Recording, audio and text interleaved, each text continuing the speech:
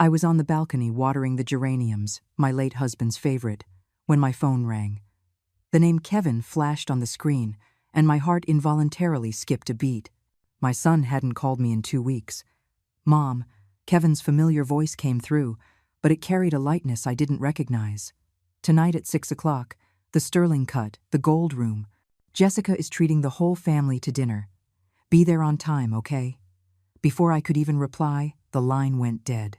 I stood frozen, holding the phone, as water from the watering can overflowed the pot and soaked my canvas sneakers. Jessica treating the family to dinner? That'll be the day. To say my daughter-in-law, Jessica, and I were like oil and water would be an understatement. Since she married into our family 5 years ago, I became the old hag in her eyes, and she became the thorn in my side I could never remove. She thought I was old-fashioned. I thought she was materialistic. She found me long-winded. I found her ill-mannered. My only comfort was that my son, Kevin, was still somewhat dutiful, though since his marriage he had clearly fallen under her spell. At least he kept up appearances. I glanced at the old regulator clock on the wall, a gift from my husband.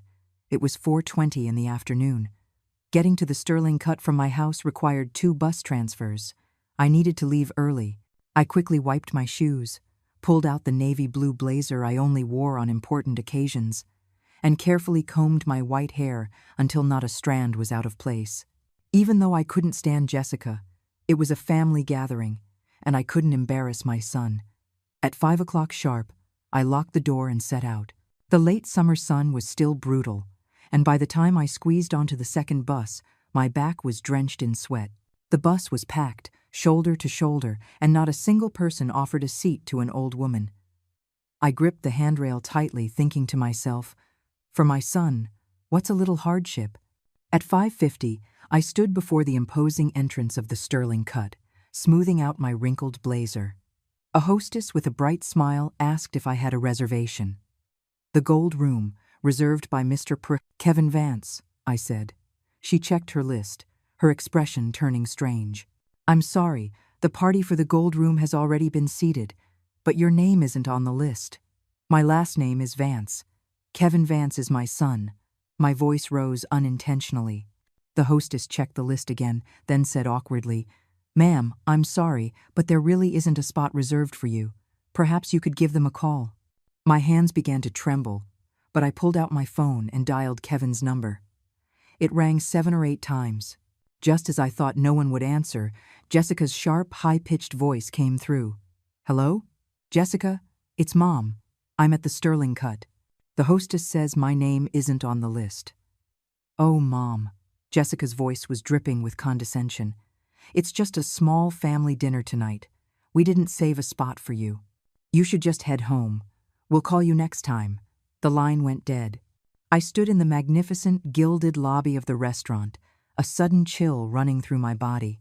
People bustled around me, the sounds of clinking glasses and laughter spilling from every private room. I was like an out-of-place ghost, completely at odds with the festive atmosphere. "Ma'am, are you all right?" the hostess asked with concern. I shook my head and turned to push open the heavy glass door. The sky outside had darkened. The city lights were beginning to glow, and the streets were a river of traffic. I stood monotony on the sidewalk, not knowing where to go. Home? Back to that empty house, to eat leftovers in front of my husband's portrait? Just then, my phone rang again. I mechanically pressed the answer button. "Mom, where are you?" It was Kevin's voice this time, the background noise loud, as if he were at a party. "I'm outside the Sterling Cut," I replied, my voice dry. "Great. Mom, can you come up to the Gold Room right away?" "It's an emergency." My heart raced. Had they changed their minds? I hurried back inside. The hostess saw me return, her face filled with confusion. "My son asked me to come up," I said, a pleading tone in my voice that I hated. "The Gold Room is at the end of the hall on the 2nd floor." I stood before the ornate wooden door, took a deep breath, and knocked lightly. No response. I knocked again, a little harder this time. The door cracked open, revealing Jessica's heavily made-up face. When she saw it was me, she didn't move aside but blocked the opening even more. "Mom, can you go to the front desk and settle the bill for us?" She held out a gold credit card. The pin is Kevin's birthday. I was stunned. But didn't you ask me to come for dinner? Jessica rolled her eyes with impatience. We've already finished. Please hurry. The server is waiting. She shut the door before I could even glimpse who was inside. I held the credit card as if it were a burning piece of coal.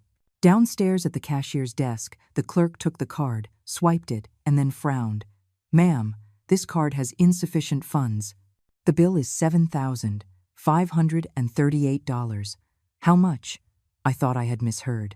$7,538, the cashier repeated, pointing to the itemized receipt. You see, 2 bottles of Napa Cabernet were $1,200 alone, plus the Alaskan king crab, the Maine lobster. My hand trembled so much, I could barely hold the card. $7,000? That was half of my yearly pension. What did they eat, Gold? Can you wait a moment? I need to make a phone call, I said, my voice quivering. The cashier nodded. I dialed Kevin's number again. This time, it rang for a long while before he answered. Mom, is the bill paid? Kevin's voice was thick with alcohol. Kevin, there isn't enough money on the card. The bill is over $7,000. What? He seemed to pull the phone away from his ear. I heard him say to someone nearby, My mom says there's not enough money. A burst of laughter followed, and then his voice became clear again. Mom, don't you have your pension? Just use your money to cover it for now. I'll pay you back later. The blood rushed to my head. You deliberately didn't invite me to dinner just so I would come and pay the bill. Mom, don't say that. Kevin actually laughed. What's the point of you saving up your pension if not for times like these? What's the big deal about us, your family, having a nice meal? In the background, I clearly heard Jessica's shrill voice say, What's that old hag dawdling for? The call was abruptly disconnected. I stood at the counter, feeling the blood freeze in my veins. The cashier looked at me with pity. Ma'am, maybe you can think of another way. I took a deep breath and pulled my own debit card from my wallet. Use mine. By the time I walked out of the Sterling Cut, the night was deep. $7,538, my personal savings from the last 2 years, gone just like that. The cold wind blew against my flushed face, and suddenly, I was wide awake.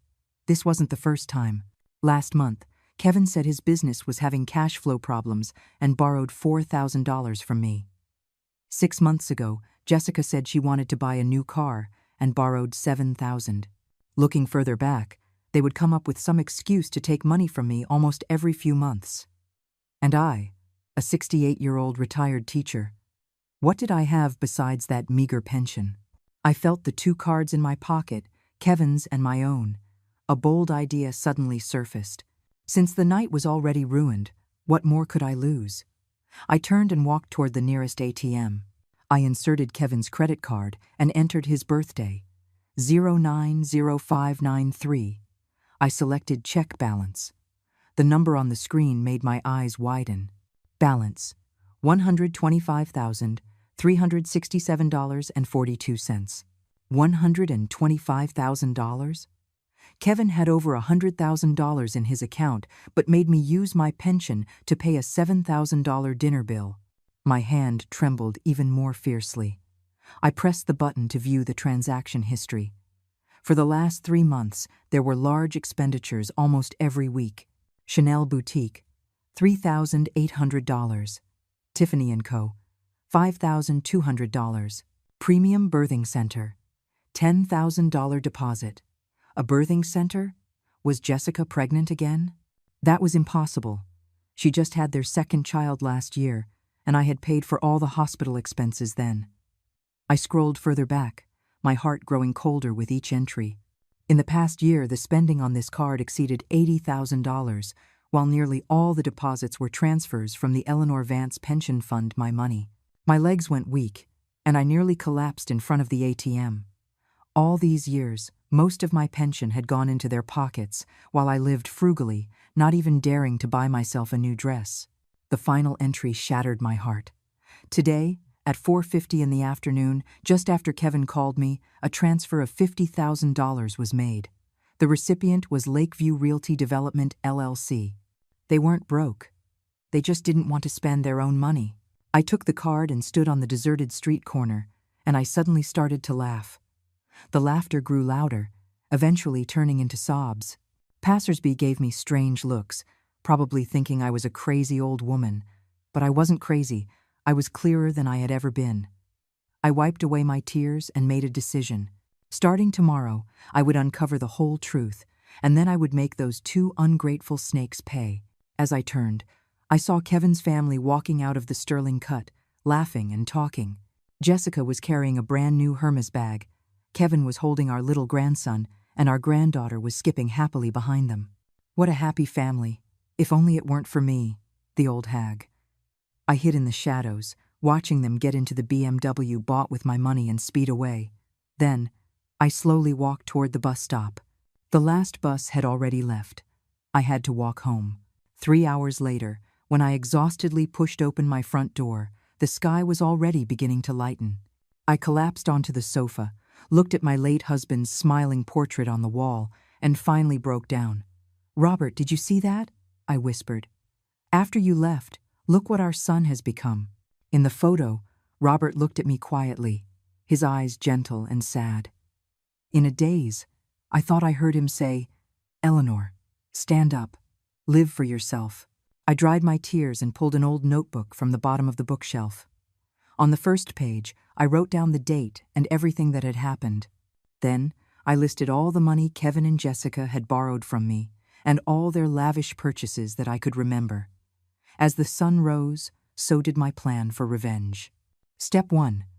Go to the bank and find out exactly where my pension has been going. Step 2. Find a lawyer.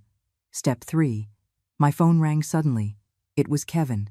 "Mom, thanks for last night." His voice was light and cheerful as if nothing had happened. "By the way, it's little Michael's birthday next weekend. You should prepare a generous check. Jessica said she's inviting a lot of friends." I gripped the phone, my voice unnaturally calm. "Of course. I will definitely prepare a great gift." Hanging up, I looked at myself in the mirror. My white hair was a mess, my eyes were swollen and red, but my gaze was firmer than it had been in the last 5 years. "The game is on, son." The morning sun streamed through the cracks in the curtains. I rubbed my sore eyes, realizing I had fallen asleep on the sofa. My phone showed 3 missed calls, all from Kevin. I didn't call back. Instead, I got up and took a cold shower to clear my muddled head. The face in the mirror was sallow, the wrinkles under my eyes deeper, but my gaze was clearer than ever. A $7,500 wake-up call was a steep price to pay. I changed into my most presentable clothes and put all my bank cards, passbooks, and my ID into my purse. Today, I was going to the bank to get to the bottom of this. At the bus stop outside my building, a few old neighbors were waiting. Normally, I would have greeted them warmly, but today I just nodded. Mrs. Gable, however, grabbed my arm. "Eleanor, dear, I saw your Kevin taking his wife and kids to the Sterling Cut yesterday. How come they didn't take you?" My heart felt like it had been stabbed. I forced a smile. "Oh, I wasn't feeling well." "Oh, you have to take care of yourself." Mrs. Gable patted my hand. "Your Kevin is so successful. I heard he got another promotion. And that Jessica is so lucky, always posting photos of designer bags on her social media." I mumbled a few replies and hurried onto the bus. Mrs. Gable's words were like daggers twisting in my heart. Yes, everyone thought my son was successful, and my daughter-in-law was living a life of luxury. But no one knew their glamour was built on my life savings. The bank lobby was cool, but I broke out in a cold sweat. I took a number, waited, and finally, it was my turn. "Hello, how can I help you?" the young woman behind the counter asked with a smile. Her name tag read, "Maya Patel, trainee." "I'd like to check the detailed statement for my pension account for the last 3 years," I said, handing over my ID and passbook. Maya expertly typed on her computer, but her brow gradually furrowed. "Mrs. Vance, there's something strange about your pension account." My heart pounded. "What's strange?" "Every month, on the 15th, after the pension is deposited, almost the entire amount is withdrawn on the same day. Sometimes it's an ATM withdrawal. Sometimes it's done at the counter. She pointed at the screen. And in the last 6 months, there have been 3 large loans taken out, using this account as collateral. The world went dark. I gripped the edge of the counter to keep from falling. Loans? I've never taken out any loans. Maya looked around cautiously and lowered her voice. Mrs. Vance, are you certain you didn't authorize these withdrawals and loans yourself? Of course not, my voice trembled. I only withdraw $300 a month for living expenses. The rest I save. As for loans, I know nothing about them. This is serious. Maya's expression became grave. I need to get my supervisor. Please wait a moment. A few minutes later, a middle-aged man came over and introduced himself as the branch manager. He led me into a small office and asked for the details.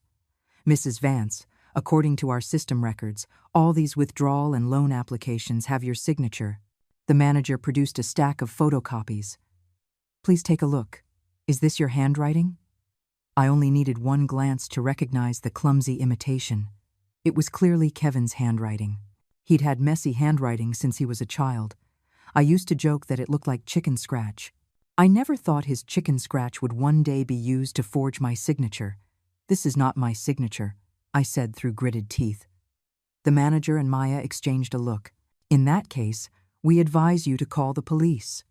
This is a clear case of financial fraud, and the amount is substantial. The police? To report my own son? My hands started to shake uncontrollably. Can you first tell me the total amount involved? I asked with difficulty. The manager did some calculations. Over the past 3 years, a total of $48,600 has been withdrawn from your pension. The 3 loans total $60,000, all applied for in your name.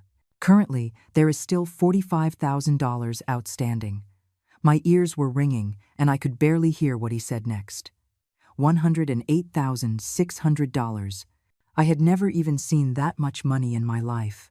And my son, the son I had worked so hard to raise, had stolen it all from me, piece by piece. Mrs. Vance, are you okay? Maya's concerned voice brought me back to reality.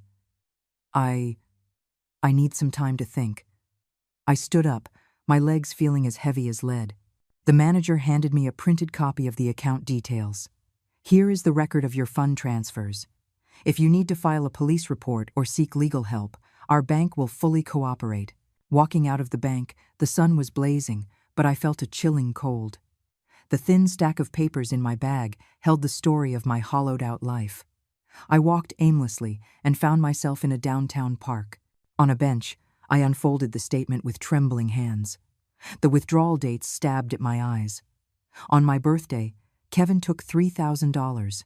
On the anniversary of my husband's death, Jessica took $2,000 to buy a bag. The day before Christmas, a $5,000 transfer was made to the Regal Birthing Center.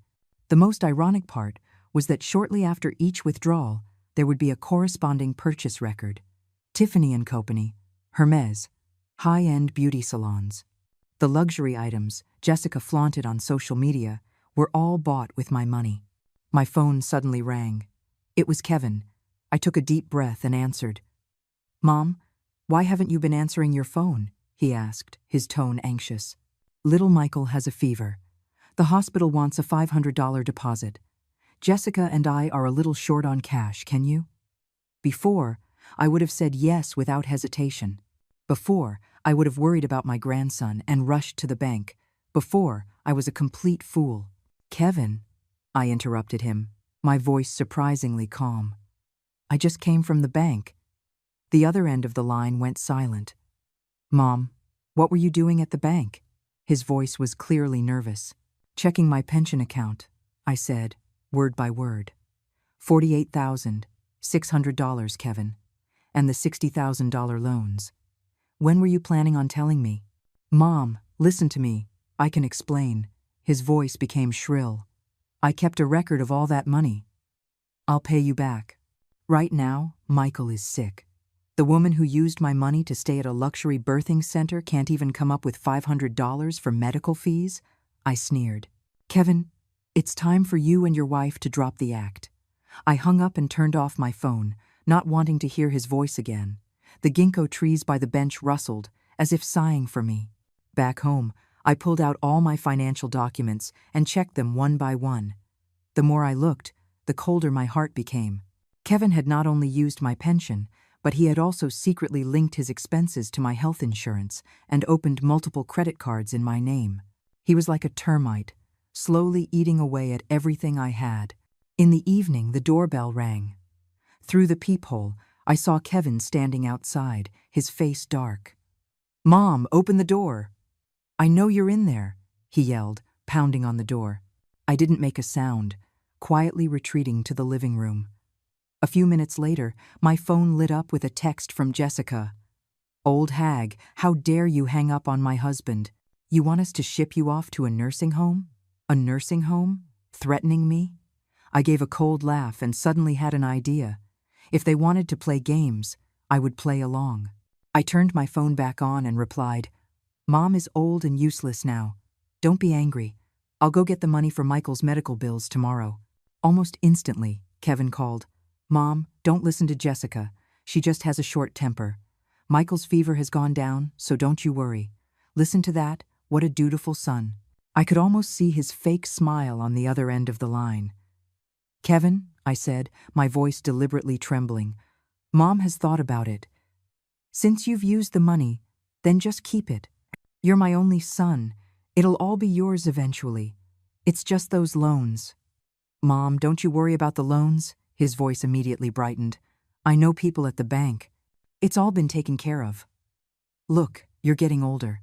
Why don't you give me the deed to the house for safekeeping?" So that was it. That was his real goal. My house, the fruit of a lifetime of work for my husband and me.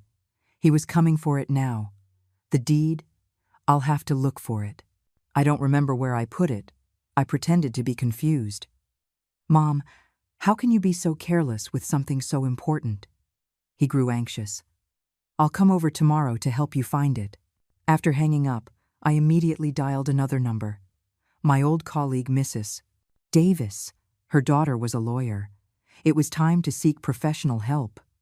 "Eleanor." Mrs. Davis was surprised to hear my voice. "It's been so long." "Sarah," I said, "I need to ask your daughter for some legal advice about a family property dispute."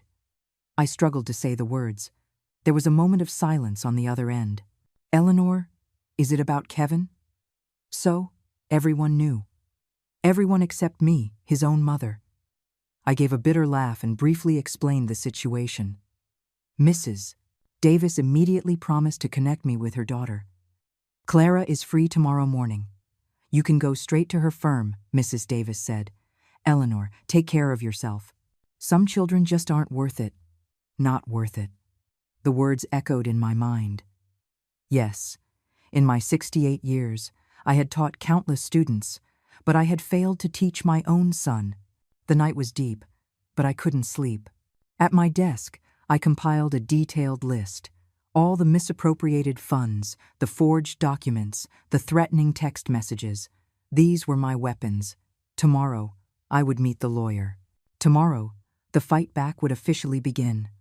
Outside, a sliver of a new moon hung in the sky, cold and bright. My husband's photo, bathed in the moonlight, seemed to watch me quietly, as if to say, "Well done, Eleanor." Clara Hayes's law firm was located in an old office building in the Loop. The elevator was ancient, so I had to climb 5 flights of stairs. My knees ached, but compared to the pain in my heart, it was nothing. Pushing open the frosted glass door, a young woman at the front desk looked up and smiled. "Hello, do you have an appointment?" "I have an appointment with Clara Hayes." "My name is Eleanor Vance." The woman checked the schedule. "Miss Eleanor Vance, Miss Hayes is waiting for you. Please follow me." The office was small but neat and bright. Bookshelves were lined with legal texts, and a few ink-wash paintings hung on the walls. A woman in her early 30s, with short hair and a sharp pantsuit, stood up from behind the desk. Her eyes were sharp yet kind. "Mrs. Vance, hello."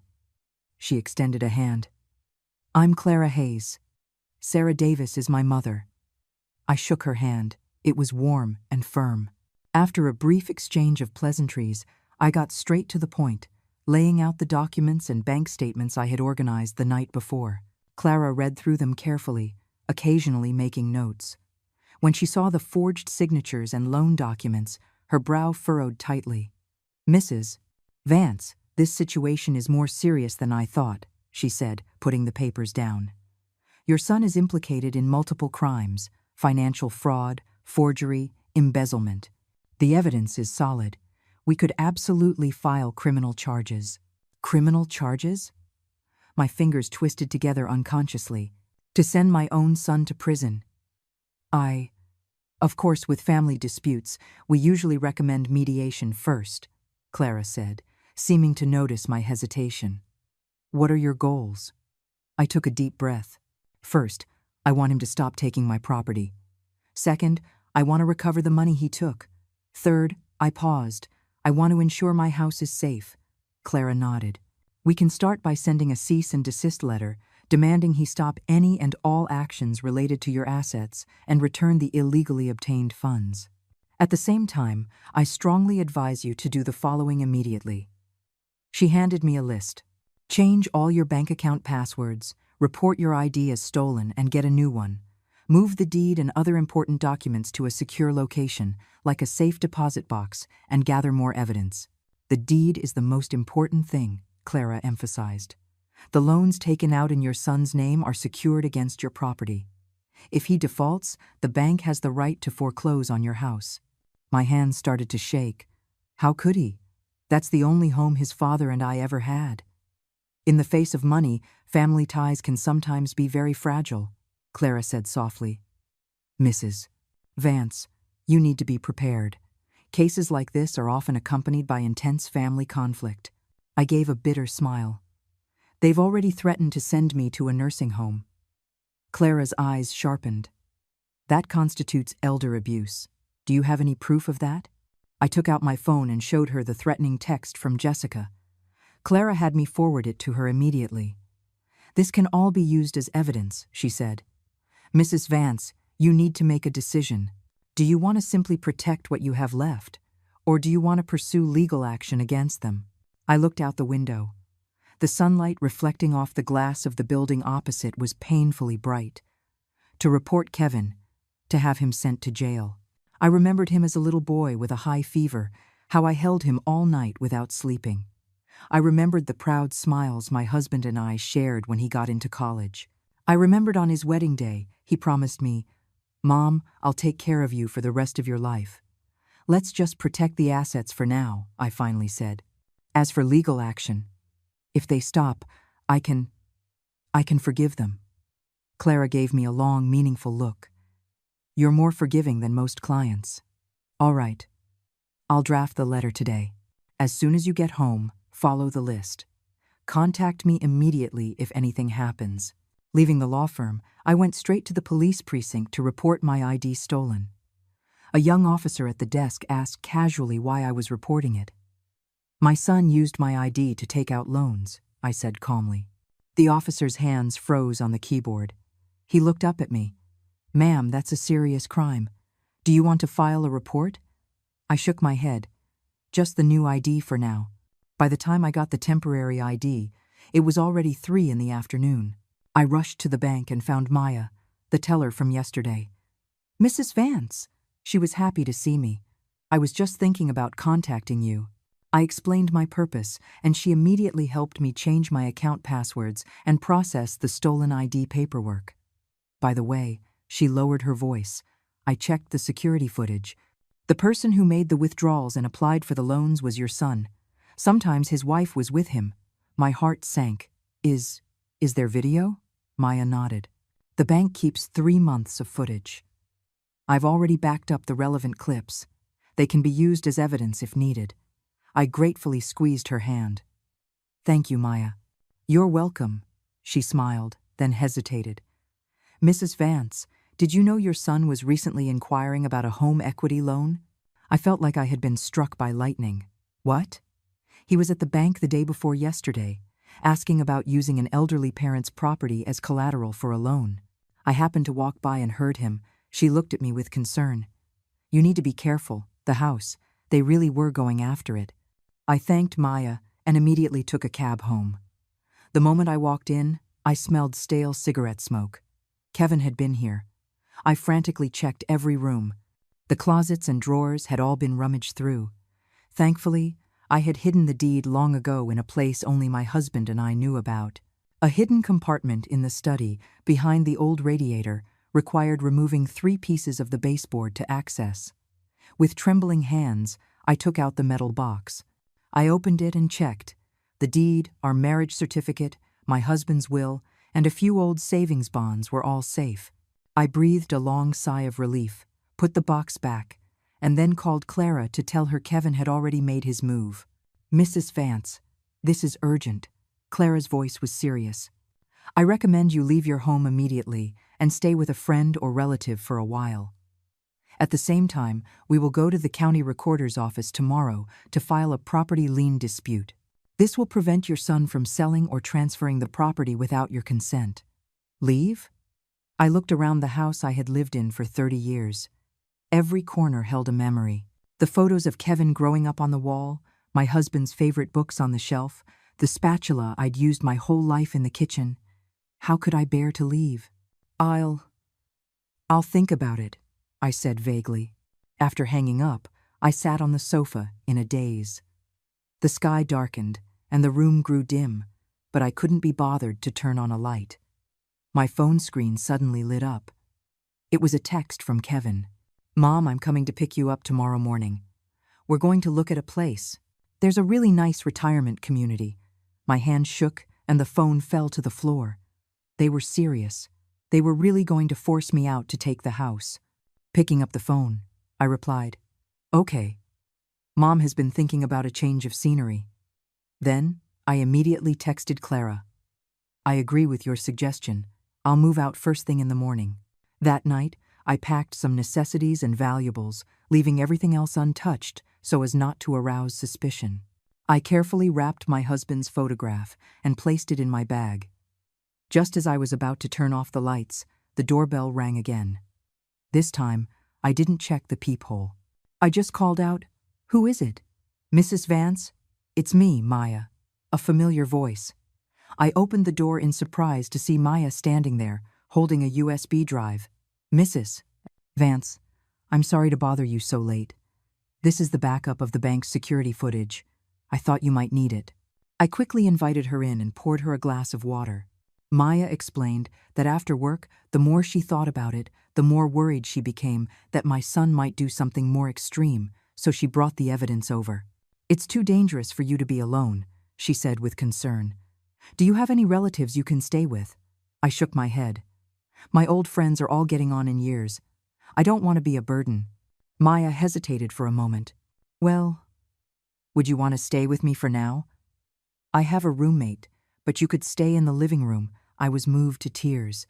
This girl, a virtual stranger, was more concerned for me than my own son. "Thank you, Maya. I've already contacted my lawyer. I'm moving to a safe place tomorrow." I patted her hand. "But I will never forget your kindness." After Maya left, I couldn't sleep a wink. At 4 in the morning, I got up and wrote a long letter to Kevin, telling him everything I knew and what I had decided to do. I wouldn't give him the letter now, but maybe one day. Dawn broke. I took one last look around the house full of memories and gently closed the door. In my bag were the deed and all my important documents. In my pocket were my new temporary ID and bank cards. First stop, the county recorder's office. Clara was already waiting for me. "Mrs. Vance, you look terrible. Are you all right?" she asked with concern. I shook my head. "Just didn't sleep well. Let's get started." Filing the property lien dispute was easier than I expected. It took less than an hour. From now on, any transaction regarding my property would be frozen. "Next, where do you plan to stay?" Clara asked. "I have a friend who runs a senior living community. The environment is nice, and the price is reasonable." I told her about Maya's offer. Clara's eyes lit up. "A bank employee? That's even better. She can help you monitor your account activity, but you have to be careful not to get her into trouble." Just then, my phone rang. It was Kevin. "Mom, where are you? I'm downstairs to take you to see the retirement community.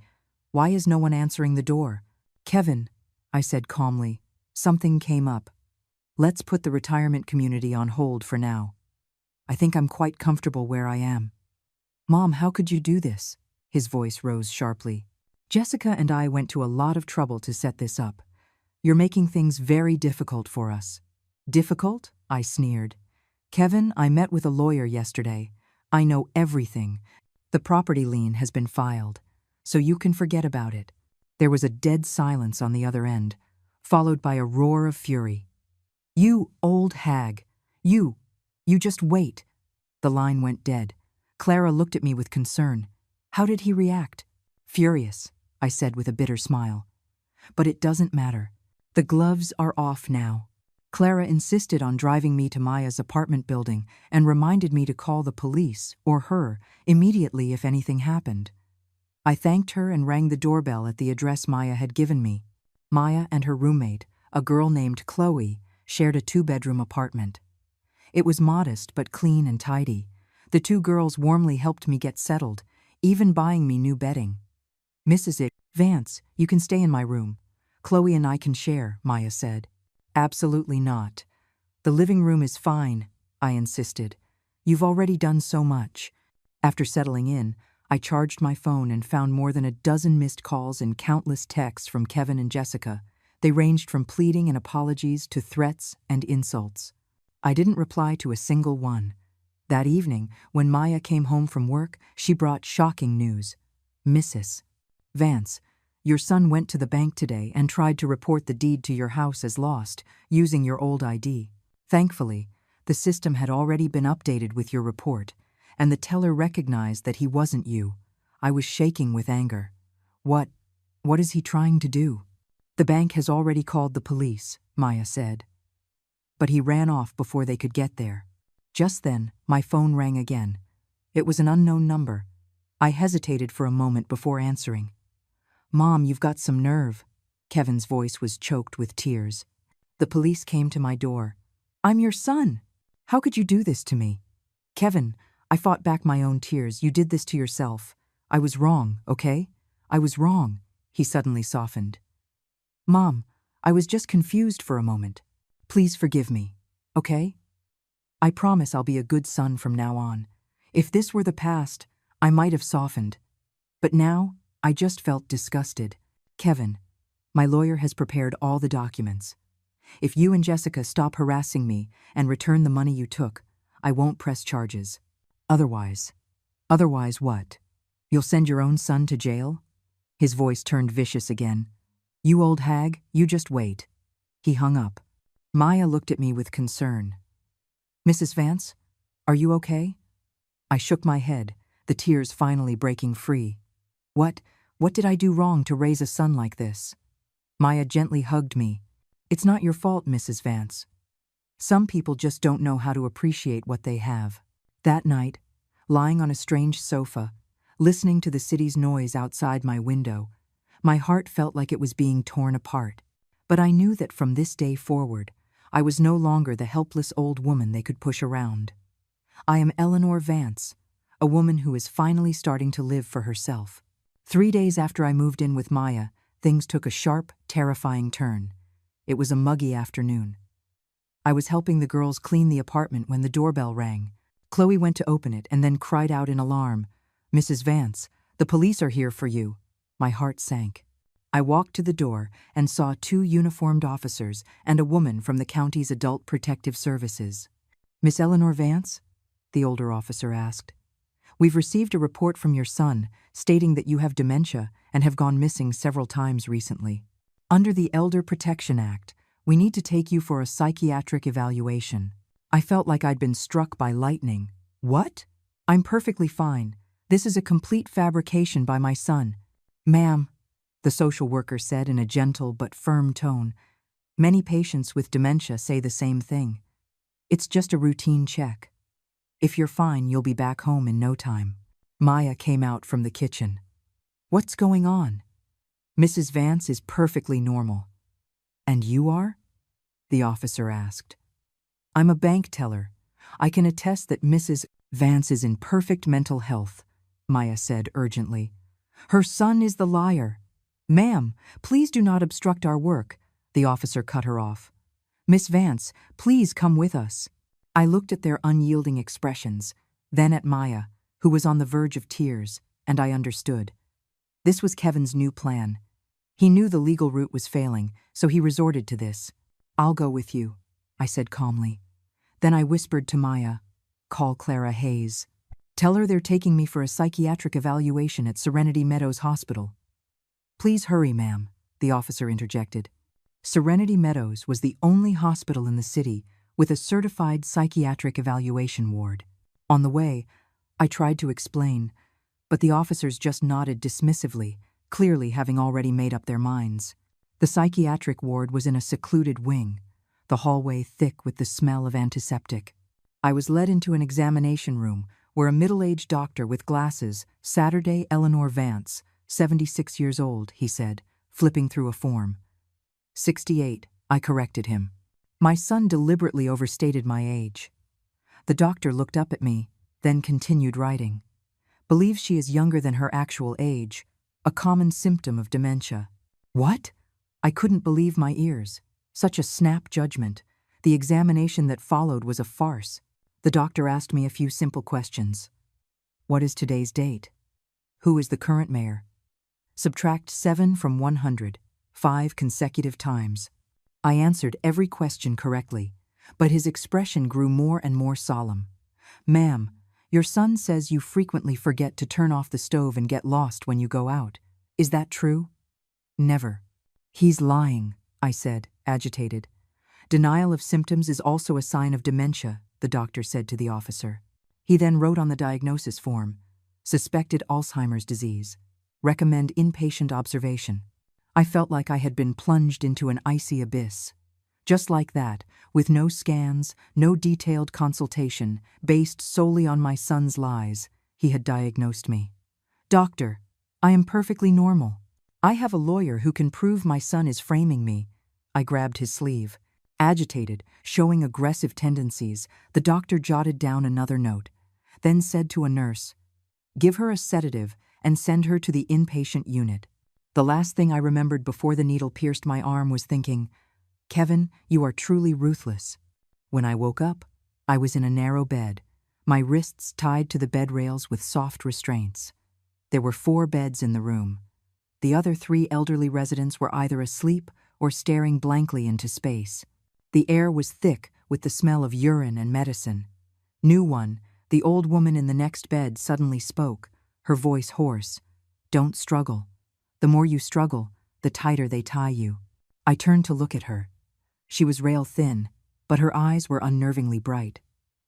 "I'm not sick," I said, my tongue still numb from the drugs. "Who here is?" she sneered. "My daughter sent me here, all because I wouldn't let her sell my house." My heart lurched. "You were framed by your family too?" "Plenty of us," the old woman whispered. "At least half the people on this floor are sane. It's good business for the facility. The family pays, the doctor writes a diagnosis." It was then I realized what a horrifying black market I had fallen into. Children who wanted to get rid of their parents, a facility that wanted to make money, and doctors who took bribes to write fake diagnoses. And we, the elderly, were stripped of our freedom and dignity. "My name is Beatrice Gallo," the old woman said. "What's yours?" "Eleanor Vance." I tried to move my wrists. "How long do they keep you tied up?" "They'll untie you before dinner so you can use the bathroom and eat." "Then they tie you up again before bed," Beatrice said. "They don't tie you during the day, but the doors are locked. There's no escape." Just then, the door opened, and a portly orderly pushed in a medicine cart. "Bed 305. The new one. Time for your meds."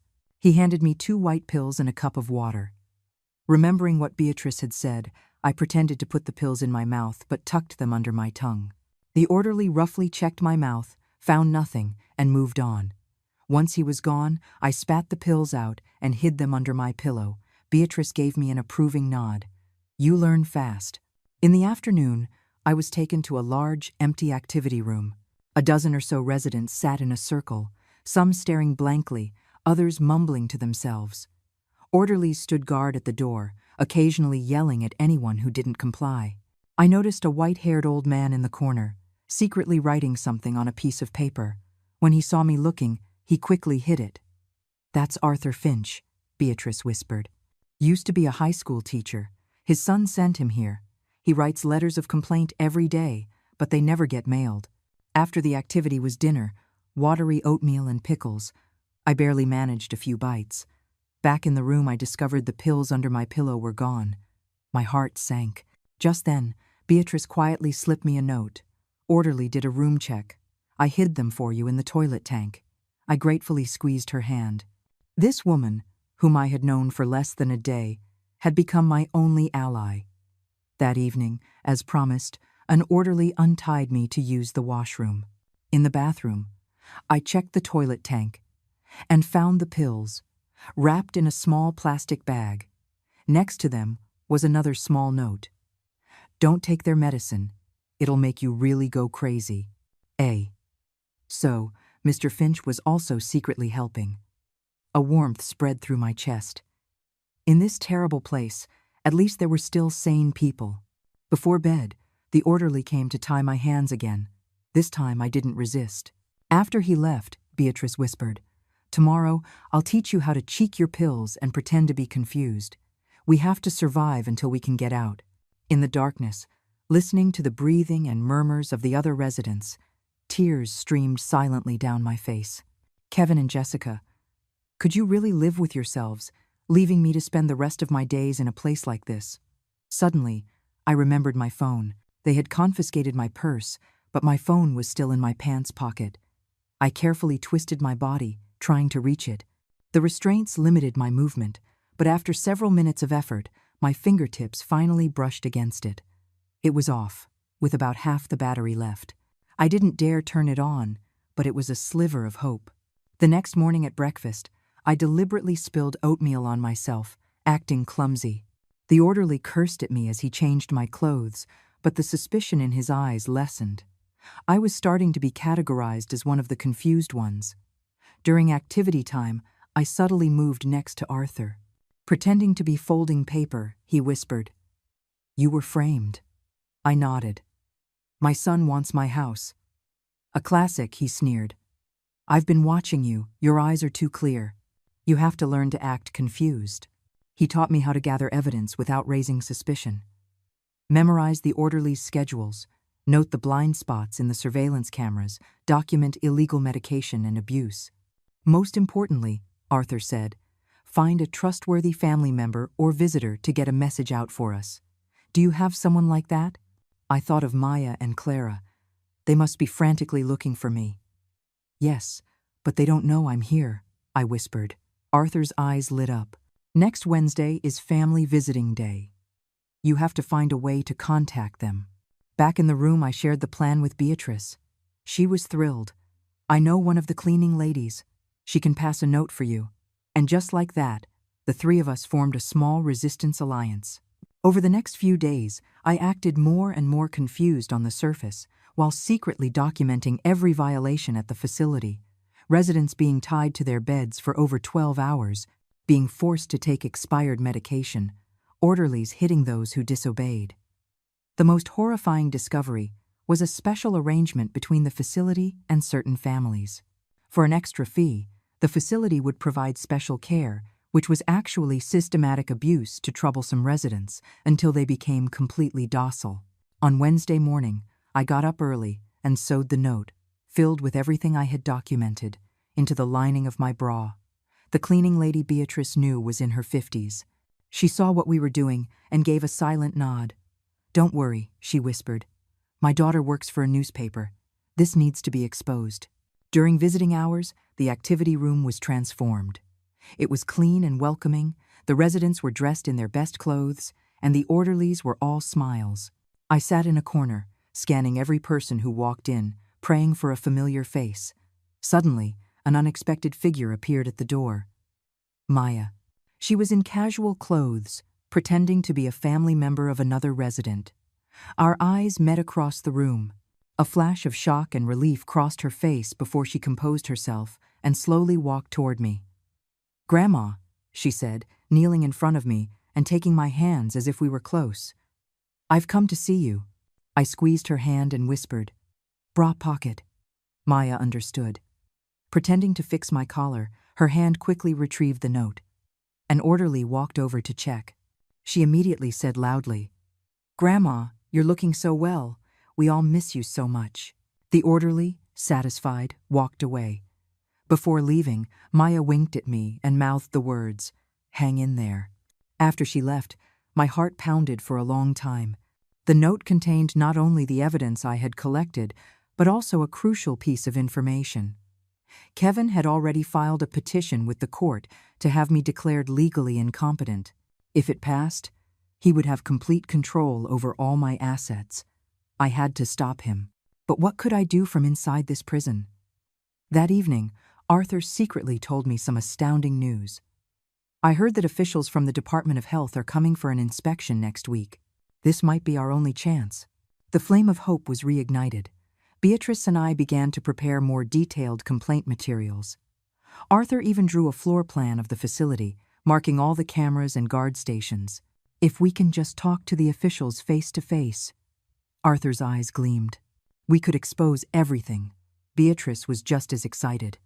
However, the day before the inspection, disaster struck. After dinner, an orderly suddenly increased my medication. Bed 305. New prescription from the doctor. To help you sleep. I instinctively resisted. I don't need it. It's not up to you. The orderly brutally pinched my nose and forced the pills down my throat. That night, I slept like the dead, missing the inspection entirely. When I woke up, I was met by Beatrice's swollen eyes and Arthur's grim face. "The inspection was a sham," Beatrice said, crying. "Someone tipped them off. The facility was prepared. All the problem residents were locked in their rooms. Our last hope was gone. I lay on the narrow bed, staring at a crack in the ceiling, my heart a dead weight. Was I destined to live out my final years in this hell on earth? Could Kevin and Jessica really get away with everything? No. I gritted my teeth. As long as I had breath in my body, I would keep fighting. It took 3 days after being drugged for my head to clear completely. Beatrice told me that after the failed inspection, Arthur's medication was also increased. Now he spent his days in a daze. "They know we were planning something," Beatrice whispered. "We can't even get notes out anymore. The friendly cleaning lady was transferred and replaced by a brutish man who watches us like a hawk. Activity time was canceled, the food got worse, and the orderlies became even more hostile. The entire facility was on high alert. Beatrice and I were forced to halt our resistance, acting as numb and compliant as the other residents. But in secret, we continued to watch, to remember, to wait. I memorized the name and shift of every orderly, the pattern of medication distribution, and even the fact that the director left for 2 hours every Wednesday afternoon for business meetings. "Don't lose hope," Beatrice whispered to me in the bathroom. "An opportunity will come." And sometimes, opportunity arrives in the most unexpected way. It was a normal Thursday morning. We were in the activity room watching television, though most were just staring at the flickering screen. Suddenly, the director walked in with several people. One of them, an elderly woman in a wheelchair, was particularly striking. "This is our new resident, Dr. Reed," the director announced with a fawning smile. "A retired professor from the University of Chicago. Everyone, please make her feel welcome." I studied our new roommate. She was in her 70s, with silver hair impeccably styled. Though in a wheelchair, her eyes were as sharp as a hawk's. To my surprise, she was assigned to the empty bed in our room. Dr. Reed's arrival was like a stone dropped into stagnant water. From day one, she behaved differently from everyone else. She refused to take unidentified pills, insisted on choosing her own meals, and even demanded to see the facility's operating license and the credentials of the medical staff. "I am here for convalescence, not incarceration," she told an orderly, her voice quiet but filled with authority. "If you try to force medicate me again, I will sue you for elder abuse." The staff were clearly intimidated and treated her with cautious respect. The director himself often came by to check on her, calling her Dr. Reed. "Who is this old lady?" Beatrice asked curiously. I shook my head, but my intuition told me Dr. Reed was someone special. Perhaps she could be our new hope. The next morning at breakfast, I deliberately sat next to her. Pretending to help her with her utensils, I whispered, "Were you sent here by your family?" She gave me a sharp look. "I came here myself. My arthritis flared up, and I need care.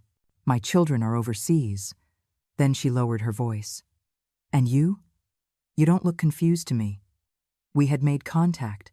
After a few days of careful probing, I confirmed that Dr. Reed was indeed there voluntarily and was exceptionally sharp. More importantly, she had a smartphone her children had bought for her, with full internet access. "Dr. Reed," I said one afternoon, gathering my courage, "could I ask for your help?" It was just the three of us in the room, Beatrice, Dr. Reed, and me. An orderly had just done his rounds. I briefly told her my story and how we had failed to get our evidence out. Dr. Reed listened, then said after a moment of silence, "I knew there was something wrong with this place. Just the other day, I saw an orderly strike one of the dementia patients."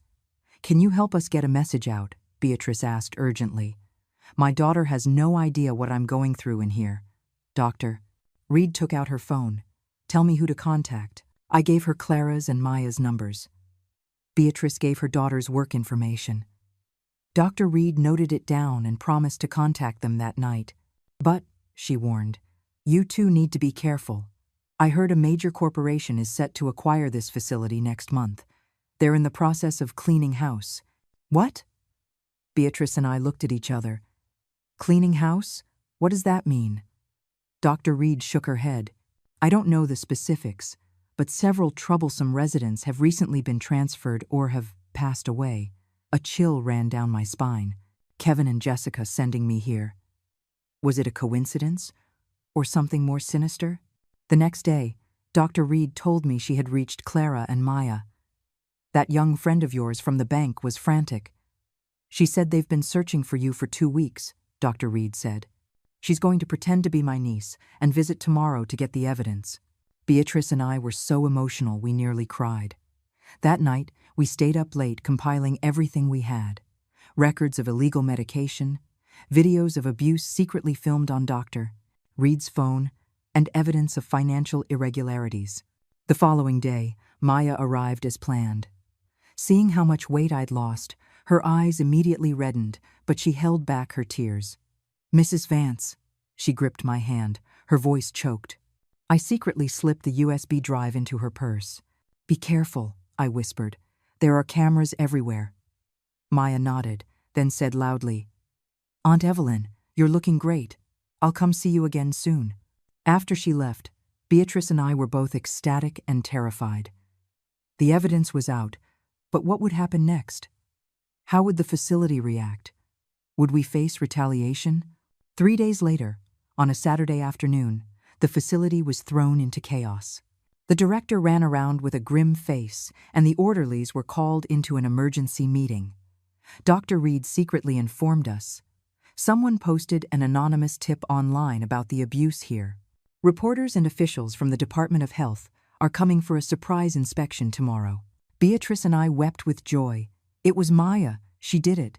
That night, the facility put on an absurd show. The old, worn-out bedding was replaced with new sets. Expired drugs were hastily swapped out, and they even brought in a barber to give the residents haircuts. The director personally inspected every corner, threatening us to keep our mouths shut. "If anyone dares to speak out of turn tomorrow," one orderly snarled, "you'll get a double dose of meds tonight." But this time, they miscalculated. Dr. Reed had been feeding Maya real-time updates via her phone. Better yet, Arthur, despite being groggy from the medication, had managed to write a detailed letter of complaint upon hearing the news, which he hid in the sole of his shoe. The next day, the inspection team arrived. It wasn't just health officials, there were police officers and television reporters. Just as the facility's carefully staged performance began, Dr. Reed suddenly stood up from her wheelchair. "Sirs, I have a report to make." The room erupted. The director tried to stop her, but it was too late. Dr. Reed played the videos from her phone. Arthur handed over his letter, and Beatrice and I led the inspectors to see the real living conditions and the drug storage room. That evening, the facility was ordered to shut down pending an investigation. The director and several orderlies were taken into police custody. The rest of us were temporarily relocated to a proper senior living community nearby. And there, in the lobby of the new facility, I saw them, Clara and Maya, rushing towards me. "Mrs. Vance." Maya threw her arms around me, tears streaming down her face. "You've lost so much weight." Clara, however, was all business. "Mrs. Vance, the competency hearing your son filed for is in 2 days. We need to prepare our case immediately." It turned out that while I was imprisoned, Kevin had nearly completed the legal process to have full control of my assets. "Do we have a chance?" I asked, worried. Clara smiled confidently. "We do now. The evidence of abuse from the facility, plus the willingness of Dr. Reed and the other residents to testify for you, is more than enough to prove your son was framing you." The next 24 hours were a whirlwind. Clara took me for a proper psychiatric evaluation, which concluded I was fully competent to manage my own affairs. Maya organized all the evidence, including the dark secrets of the facility and the bank records of Kevin's forgeries. Dr. Reed even contacted a friend in the legal community to offer expert support.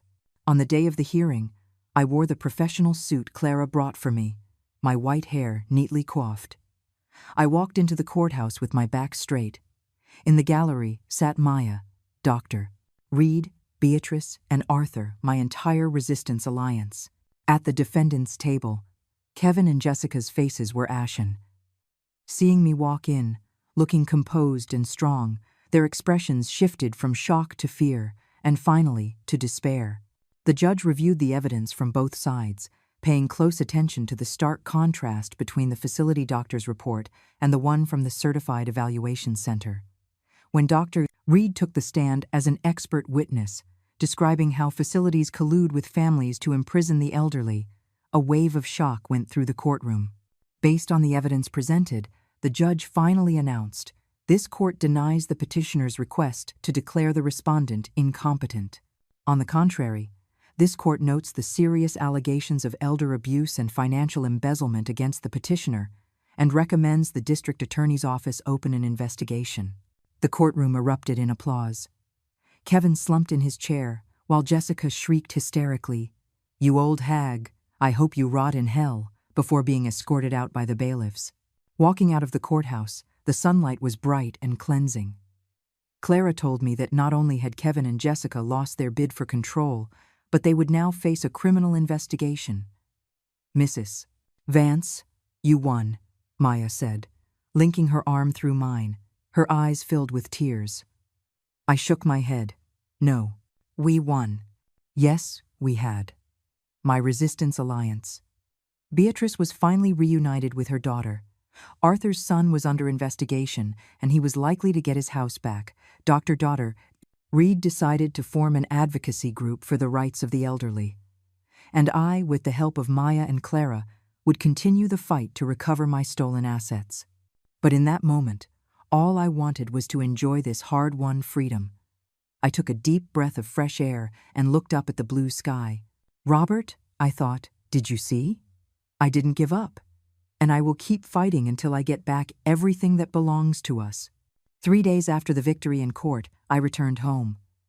Pushing open the familiar door, I was hit by a musty smell. Clearly, no one had been here. A thin layer of dust covered the furniture, and the food in the refrigerator had long since spoiled. I put down my bag and immediately checked the secret compartment behind the radiator. The metal box was still there. The deed, savings bonds, and my husband's will were all safe. I let out a long sigh of relief, clutching the box to my chest as I sat on the sofa, tears streaming down my face. It was the first time since my husband passed that I truly felt safe. The past few months had been a nightmare, and now I was finally awake. The ringing of my phone broke my thoughts. It was Clara. "Mrs. Vance, I have good news. The court has officially opened a criminal investigation into your son and daughter-in-law. The police will need you to come in and give a detailed statement. Of course, I'm available anytime," I said, drying my tears. Also, Clara's voice turned serious. "Your son's assets have been frozen, including the BMW and several bank accounts. However, bank records show that he and Jessica transferred a large sum of money recently. We need to trace where it went." My heart tightened. "Can we get it back?" It will be difficult, but we'll do everything we can. Clara paused. Mrs. Vance, you need to prepare yourself. This case might take a long time, and it will be painful. I knew what she meant. To personally send your own son to prison, what mother wouldn't be in pain? But then I thought of those days in the care facility, of being tied to the bed and force-fed pills, and my heart hardened. I'm not afraid, I said. Let justice be done. After hanging up, I began to deep clean the house, as if scrubbing away all the ugly memories. While cleaning Kevin's old room, I found a crumpled piece of paper, a draft of a contract from a real estate company, dated the day before I was sent to the facility.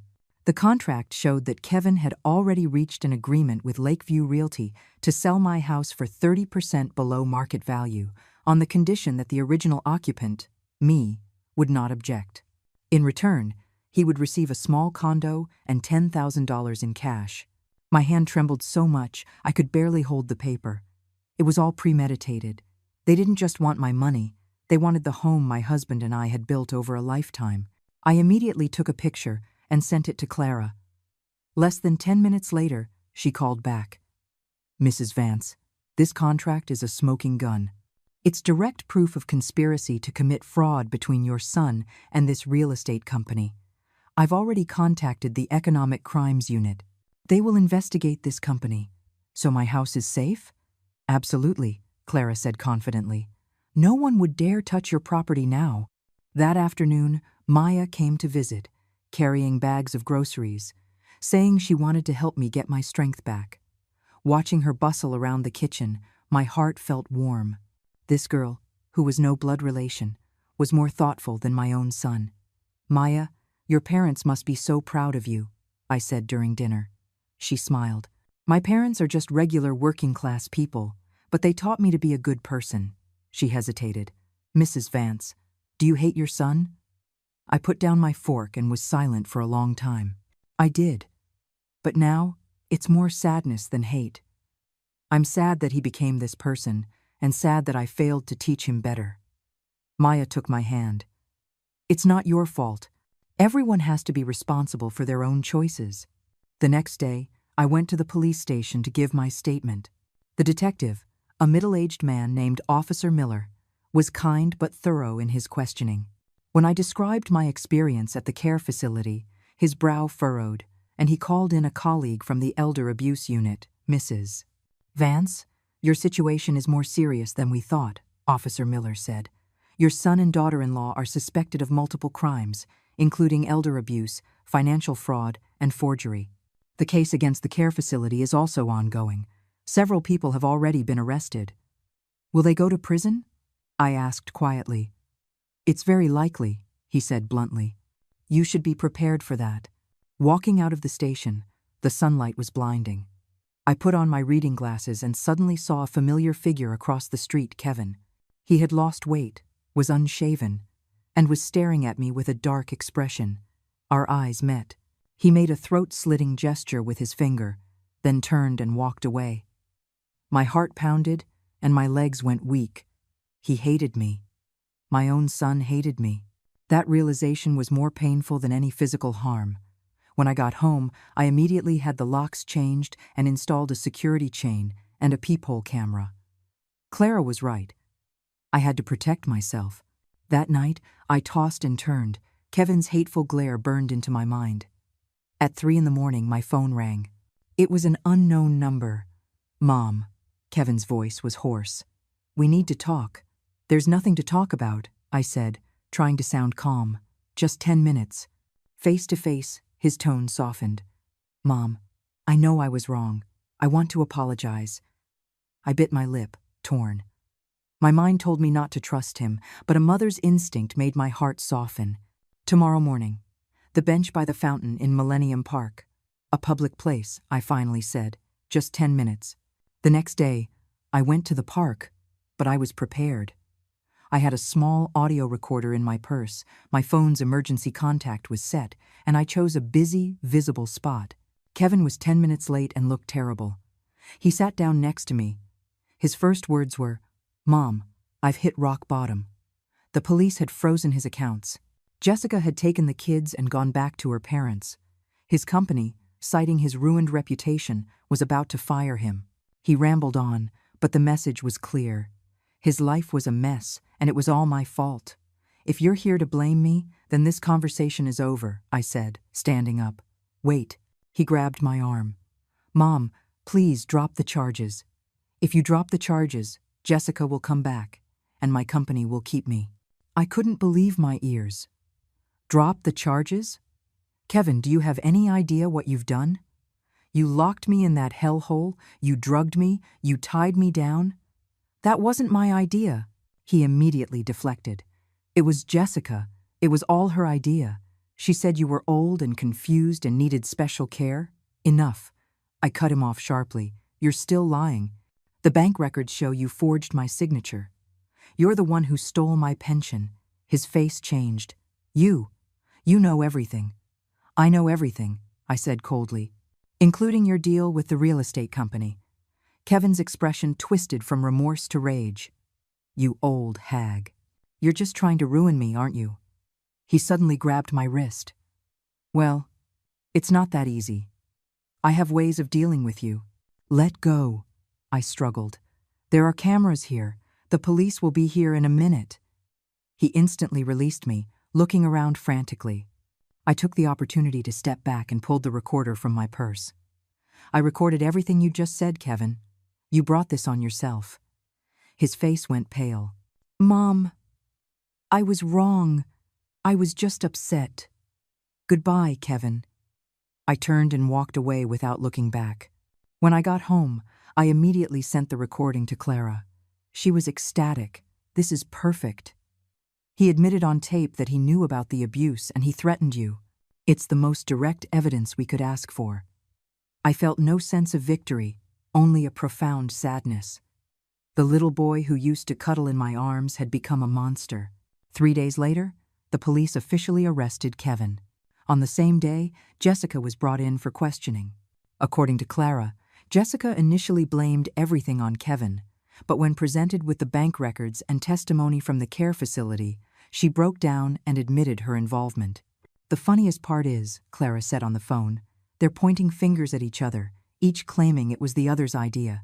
Jessica even said she sent you to the facility because you were too difficult to handle. I gave a bitter laugh. She always saw me as a nuisance. Mrs. Vance, now we move on to asset recovery. Clara's tone shifted. Your son's assets are frozen, but our records show they transferred a lot of money to Jessica's family. That part will be very hard to get back. Whatever you can recover is fine. I sighed. The important thing is to make sure they can't hurt me or any other elderly person ever again. Clara was quiet for a moment. You know, you're much stronger than I imagined. Most elderly parents in this situation would have softened and dropped the charges by now. I won't, I said firmly. Not just for myself, but for all the other seniors who are still suffering in places like that. A week later, the district attorney's office formally indicted Kevin and Jessica. At the same time, there was a new development in the care facility case. The director and several key staff members were arrested, and a dozen residents were reunited with their families, including Beatrice and Arthur. Beatrice's daughter came to thank me personally, crying as she said she had no idea what her mother had endured. Arthur was picked up by his nephew. Before he left, he slipped me a note with his new address and phone number. Stay in touch. Our fight isn't over. He was right. Our fight wasn't over. My case had only exposed the tip of the iceberg of the elder rights crisis. With that in mind, I called Dr. Reed. Dr. Reed, that advocacy group for the elderly you mentioned, I'd like to join. Dr. Reed was delighted. Excellent. We need someone with your real-world experience. We have a planning meeting this weekend. You must come. That weekend, for the first time, I attended a meeting as an elder rights advocate. There were retired judges, lawyers, social workers, and several other seniors with stories like mine. Dr. Reed, as the founder, introduced me and told everyone my story, which was met with a round of applause. At the meeting, we officially established the Silver Sentinel Alliance, with the mission of helping elderly victims of abuse and fraud. I was elected vice president, in charge of the victim support group. Eleanor, Your experience will inspire so many others to stand up, Doctor," Reed said, squeezing my hand. I nodded, a long-forgotten sense of purpose filling my heart. Perhaps all the suffering I endured could become a source of strength for others. On the way home, I took a detour to the cemetery. Placing a bouquet of white lilies on my husband's grave, I whispered, "Robert, I'm starting a new life. You'd be proud of me, right?" The wind rustled the leaves, as if in reply. The night before the trial, I tossed and turned, only falling into a fitful sleep near dawn. My dreams were filled with images of Kevin as a child. The first time he said "Mama," his silhouette as he walked to school with his backpack, his beaming smile when he got his college acceptance letter. I woke up to a tear-soaked pillow just as the sky was beginning to lighten. I washed my face and changed into the dark blue suit Clara had picked out for me, dignified and strong. The woman in the mirror had white hair pulled back in a neat bun and wrinkles that mapped a long life, but her eyes were more determined than ever. Today, I would face the son I once cherished with my life, and I would oppose him in a court of law. Maya arrived early to accompany me.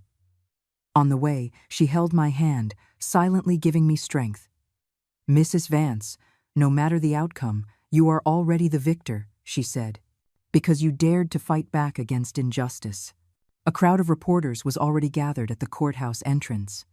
Ever since the care facility scandal broke, my case had become a major news story, dubbed by some as the landmark case for elder rights in America. Security, check-in, waiting. Finally, we were led into courtroom number 3. The gallery was packed. I saw Dr. Reed, Beatrice's daughter, Arthur's nephew, and even a few of my old comrades from the facility. At the defendant's table sat Kevin and Jessica, each with a court-appointed lawyer. Kevin wore an ill-fitting suit, his hair a mess, his eyes darting around nervously. Jessica was heavily made up, but it couldn't hide the bitterness on her face. When she saw me, she shot me a hateful glare, while Kevin lowered his head, unable to meet my gaze. "All rise," the bailiff called out. The judge, a woman in her 50s with a stern face and sharp eyes, entered. After she declared the court in session, the prosecutor began his opening statement, listing Kevin and Jessica's crimes: abuse of a vulnerable adult, embezzlement, forgery of official documents. Each charge was like a knife in my heart. As a mother, hearing your own son accused of such things is an indescribable pain. But I had to be strong. When it was Clara's turn, she presented the facts with clear logic and overwhelming evidence. The bank statements, the forged signatures, the abuse records from the facility, and most damning of all, the audio recording from the park. When Kevin's furious voice echoed through the courtroom, "You old hag, you're just trying to ruin me, aren't you? I have ways of dealing with you," a gasp went through the gallery. When the recording finished, the court was silent. I saw Kevin's shoulders slump in defeat, and Jessica's face turned ashen. "Your Honor," Clara concluded, "this case is not just a family dispute. It reflects a grim reality in our society about the protection of our elders. The defendants exploited the bonds of love and trust to inflict financial and personal harm upon an elderly mother. Their actions were heinous, and the societal impact is profound. We ask the court to deliver a just punishment and order the full restitution of the stolen assets." Next came the defense. Kevin's lawyer tried to frame it as a family misunderstanding, a momentary lapse in judgment. Jessica's lawyer tried to shift all the blame to Kevin, painting her as a mere accomplice. The judge repeatedly cut them off, demanding they stick to the facts. When Jessica's lawyer claimed she had always had a wonderful relationship with her mother-in-law, the judge played the recording of Jessica's threatening phone call.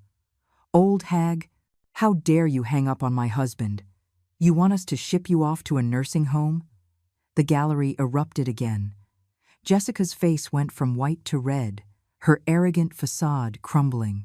During the final statements, the judge asked if we had anything else to say. Kevin suddenly stood up, his voice choked. "Mom, I was wrong. Please forgive me." I looked at him, the little boy who used to cuddle in my arms, now a criminal. Tears blurred my vision, but I did not waver. "Your Honor," I stood, my voice steady. "I do not ask for a harsh sentence. I only ask for justice. I hope my son can truly understand his mistakes and reform himself. As for the property, it was my husband's and my life's savings. I must have it back. The judge called for a recess while the jury deliberated. That hour was the longest 60 minutes of my life. Maya held my hand, Clara comforted me, and Dr. Reed spoke to reporters about the importance of elder rights. Finally, the judge returned. All rise. The courtroom fell silent. This court finds the defendants, Kevin Vance and Jessica Vance, guilty of abuse of a vulnerable adult, embezzlement, and forgery. The facts are clear, the evidence undeniable. Given the severity of the case and its profound societal impact, the sentence is as follows. Defendant Kevin Vance is sentenced to 3 years in prison, with the sentence suspended pending 4 years of probation. Defendant Jessica Vance is sentenced to 2 years in prison, with the sentence suspended pending 3 years of probation. The defendants are ordered to make full restitution to the plaintiff, Eleanor Vance, in the amount of $108,600 within 10 days of this judgment, and to pay an additional $10,000 in punitive damages. I barely heard the rest. 3 years and 2 years. Even suspended, it meant a criminal record they could never erase. And the restitution, nearly $120,000, would wipe out almost everything they owned. As we left the courthouse, reporters swarmed us. Clara shielded me, but I gently pushed past her and faced the cameras. Today is not just a victory for me, I said. It is a victory for all elderly people who have been mistreated. I want to tell everyone in a similar situation. Do not be silent, do not be afraid. The law will protect us. As for my son and daughter-in-law, I took a deep breath. I forgive them for the personal pain they caused me, but I will not forgive their disregard for the law.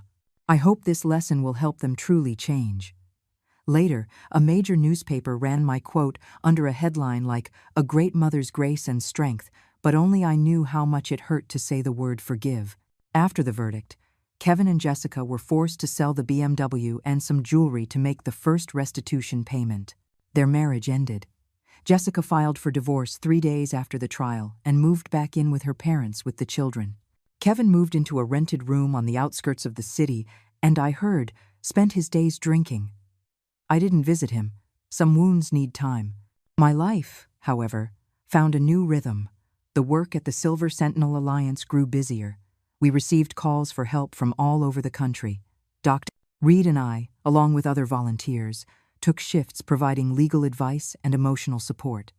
Maya practically became my adopted daughter, visiting every week to help with errands. With her help, I learned to use a smartphone and a computer, even starting a social media page to share knowledge about elder rights. One rainy afternoon, I was organizing case files at the Alliance when the doorbell rang. Through the peephole, I saw an unexpected figure, Kevin. He was so thin I barely recognized him, unshaven, clothes wrinkled, holding a plastic grocery bag. I hesitated, then opened the door, leaving the security chain on. "Mom," his voice was hoarse. "Can I come in?" "What is it?" I asked, staying cautious. I've come to pay you back." He held up the bag. "This is the last 10,000. I've paid it all off." I unlatched the chain and let him in, but I left the door ajar. Kevin stood awkwardly in the living room, not daring to sit. I took the money, counted it in front of him, and put it away. "Is there anything else?" I asked. He suddenly dropped to his knees, sobbing. "Mom, I was wrong. I truly know I was wrong. Jessica left me, the company fired me, my friends avoid me. I have nothing left." I fought the urge to help him up. "Kevin, this is the path you chose." I know. He clutched at my clothes. "Mom, can you forgive me?" "I promise I'll turn my life around." Looking at his pathetic state, my heart felt torn in two. One half a mother's pity, the other a victim's anger. "Kevin," I finally said, "I can forgive you, but I won't forget. As for trust, that will take time." He looked up, a flicker of hope in his eyes. "Mom, thank you. You should go now," I interrupted. "When you've truly changed, then you can come find me." After Kevin left, I sat in front of my husband's portrait and wept. Forgiveness does not mean forgetting, nor does it mean things go back to how they were. Some cracks can never be fully mended, but life goes on. The next day, I went to the Alliance as usual. Dr. Reed told me our work had caught the attention of the National Council on Aging, and we might be invited to a symposium on elder rights protection. "Eleanor, you've become a celebrity," she laughed. I shook my head. "I don't want to be a celebrity. I just want to help more people like me." That evening, Maya came over for dinner, excitedly telling me the bank was giving her an award for her civic-mindedness, and she might get promoted early. "It's all because of you, Mrs. Vance." Her eyes sparkled. I smiled and put a piece of fish on her plate. "Silly girl, it's because you have a good heart." Before bed, I checked the locks on the doors and windows, a habit from my time in the facility. Lying in bed, I thought back on the whirlwind of the past half-year. From being deceived by my son, to being locked away, to fighting back and winning, and now to this new life, it felt like a dream. My phone buzzed. It was a text from Kevin. "Mom, I found a job. Warehouse manager at a friend's factory. The pay isn't great, but I'm going to work hard. Good night." The simple words made my eyes well up. It was the first time he'd said good night to me since he was a teenager. I replied, "Work hard. Take care of yourself." Putting the phone down, I looked out at the starry sky. "Robert, did you see? Our son? Maybe there's hope for him yet. And I'm starting a life that is truly my own." 3 months after the Silver Sentinel Alliance was founded, we moved from Dr. Reed's living room into 2 proper offices provided by the city. Our membership grew from 12 to over 100, including 6 lawyers, 2 retired judges, and 4 counselors. I was officially the vice president, primarily responsible for the Property Fraud Prevention Project. This initiative was born from my own experience and that of several other members. The problem of children or relatives cheating seniors out of their homes was growing. "Eleanor, look at this case." Dr. Reed handed me a file. An 80-year-old man, Mr. Henderson, was tricked by his grandson into signing over his house and is now homeless. I read the details, a familiar ache in my heart. Mr. Henderson's story was so similar to mine. His only grandson moved him in, promising to take care of him, then secretly had him sign transfer on death deeds. By the time the old man found out, the grandson had already taken out a massive reverse mortgage against the property. "Can we get his house back?" I asked our legal counsel. He shook his head. "The paperwork is all legal. It's very difficult to overturn. What we can do now is help him sue the grandson for elder support." Cases like this kept pouring in. It felt like every week another senior came to us for help. Some had their deeds stolen by their children. Others were conned into signing predatory contracts, and some were even kicked out of their homes by their own siblings. "We have to prevent this at the source," I said at a meeting. "We should partner with community centers to give legal literacy workshops for seniors, teach them how to protect their property." Dr. Reed immediately agreed. "Brilliant idea. Eleanor, with your personal experience, you're the perfect person to lead it." And so, the Home Guard project was launched. A few volunteers and I began visiting community centers across the city, giving small workshops, teaching seniors about common real estate scams and basic preventative measures. Keep your deed in a safe deposit box, not at home. Don't give it to your children lightly. Before you sign anything, always consult a lawyer or a notary. And don't believe any investment that promises high returns in exchange for your home. I repeated these points over and over. Seeing the elderly attendees taking careful notes was both gratifying and heartbreaking. After the workshops, many would approach me privately to share their stories. Their situations were all different, but the core was the same: betrayal by those they trusted most. My son said the deed was safer with him. The next thing I knew, he'd used it as collateral for a business loan. My daughter tricked me into signing what she called a care agreement. I later found out it was a quitclaim deed. My own brother sold my house while I was in the hospital. Listening to these tragic tales only strengthened my resolve. If someone had warned me back then, maybe I wouldn't have almost lost my own home. Maya often came by to help me organize case files. At her suggestion, we started building a database of elder property fraud cases, documenting the specifics of each scam and its resolution to serve as a reference for future advocacy. Mrs. Vance, look at this. One day, Maya pointed excitedly at her computer screen. Lakeview Realty, the company that conspired with your son, they've been reported again. I leaned in to look. It was a complaint on the Better Business Bureau website. Lakeview Realty was accused of deceiving multiple seniors by promising a high price for their homes, only to trick them into signing lowball sales contracts, then flipping the properties for a huge profit. Isn't that exactly what they tried to do to me? I said, shocked. Maya nodded. I did some digging. This company exclusively targets seniors' homes. They have a whole script to convince the owner the house isn't worth much, promise them a spot in a retirement community, then get them to sign. We have to expose them, I said, slamming my hand on the table. Through Dr. Reed's connections, we got in touch with a reporter from the Chicago Tribune. After a 2-week undercover investigation, a bombshell article was published. Predatory real estate firm targets seniors, using family as a weapon. It detailed Lakeview Realty's methods, specifically mentioning my case. According to sources, the article read, the company even colluded with unscrupulous children to first place their elderly parents in care facilities before acquiring their properties at a fraction of their value. The article caused a public uproar. The Department of Financial and Professional Regulation immediately launched an investigation into Lakeview Realty. Multiple victims came forward. The company's owner was brought in for questioning, and their accounts were frozen. We won. Maya burst into the office waving the newspaper, her face beaming. I wasn't so optimistic. This is just one battle.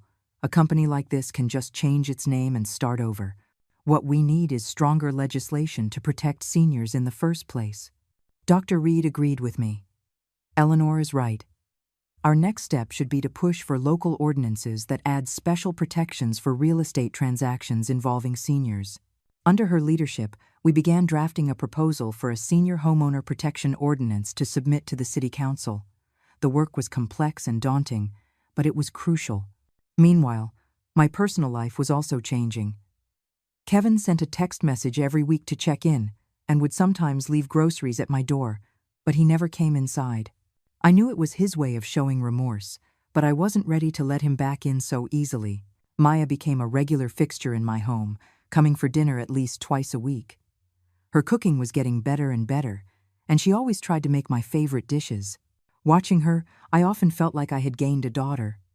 Mrs. Vance, how's the braised fish? She would ask, waiting eagerly for my verdict. Perfect, I'd say with a smile, though still a little way to go to beat my husband's recipe. Then you'll have to teach me, she'd reply, her eyes shining. This simple, warm routine was a happiness I never thought I'd have again. But there were still undercurrents of trouble. One night, I was woken by the jarring sound of the doorbell. Through the peephole, I saw Jessica, her face a dark mask. Open the door. I know you're home, she yelled, pounding on the door. I didn't make a sound, quietly retreated to my bedroom and dialed 911. By the time the police arrived, Jessica was gone, but she had spray-painted Old Hag in red on my door. The police took a report and recommended I install better security cameras. The next day, Clara helped me file for a restraining order against Jessica. Why would she suddenly show up like this? I asked, bewildered. Clara sighed. The Lakeview Realty case implicated her. The investigation found that Jessica was a part-time consultant for the company. Her job was to identify elderly homeowners with valuable property, including you. I drew a sharp breath. So, from the very beginning, I was their target. Will she go to jail? I asked. Very likely, Clara said. She's involved in multiple counts of real estate fraud, and the total amount is enormous. I hung up, my feelings a complicated mix. On one hand, Jessica deserved it. On the other, she was still the mother of my grandchildren. At the next workshop, I shared her case anonymously with the attendees. Seeing their shocked faces, I knew I had potentially saved a few more from a similar fate. After the workshop, an old man leaning on a cane stopped me. Mrs. Vance, thank you. My son has also been pushing me to sign over the house, promising to buy me a long-term care insurance policy. After listening to you, I've decided to see a lawyer first. I held his hand, my eyes welling up. This was why I did what I did. When I got home, I checked my phone out of habit. No text from Kevin today. The news reported a new development in the Lakeview case. Jessica had been taken into custody as a key suspect. I imagined Kevin must be having a hard time. After a long hesitation, I dialed his number. It rang several times before he answered, his voice hoarse. "Mom," he said. "Are you okay?" I asked. There was a long silence on the other end. "Jessica's been arrested. Her parents are taking care of the kids for now." I didn't know what to say. In the end, I just said, "If you need help, let me know." "Mom," he suddenly broke down sobbing. "I'm so sorry. I'm sorry for what I did to you, to Dad's memory." Listening to my son's broken sobs, my heart clenched.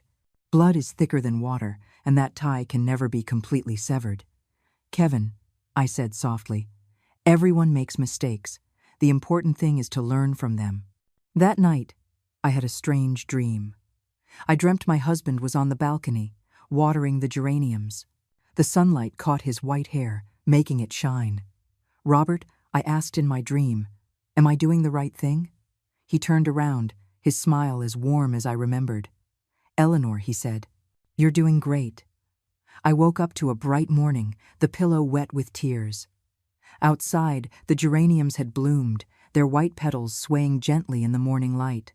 On the day the Lakeview Realty trial began, I appeared in court as a witness. The entrance was swarmed with reporters and onlookers. When Jessica was led to the defendant's table, I almost didn't recognize her. Her once perfect makeup was gone, replaced by a haggard face and messy hair. She saw me, a flicker of resentment in her eyes, before she lowered her head. The prosecutor read the indictment, and the list of charges was staggering. Fraud, wire fraud, conspiracy. The total amount involved was over $2 million, with more than 30 elderly victims. As a key member of the company, Jessica's role was to identify targets and use personal relationships to execute the scam. Listening to the charges, I felt a complex mix of emotions. This woman, once my daughter-in-law, was part of such a massive criminal enterprise. And my son, did he know? Was he involved? When my case was mentioned, a murmur went through the courtroom. It turned out Jessica had targeted my house from the beginning. Kevin had initially resisted, but eventually gave in to her persistence. According to the defendant Jessica Vance's confession, the prosecutor stated, she conspired with Kevin Vance to have the victim, Eleanor Vance, committed to a care facility to remove her as an obstacle to acquiring her property. I gripped the armrest of my chair. I had long suspected it, but hearing it confirmed in court still made it hard to breathe. Kevin, how could you have been so foolish? When it was my turn to testify, I calmly recounted my experience, emphasizing how an elderly person's trust in family can be exploited. My words resonated with many of the other seniors in the gallery. Some even began to cry softly. Jessica's lawyer tried to portray her as a minor player, manipulated by the company's owner.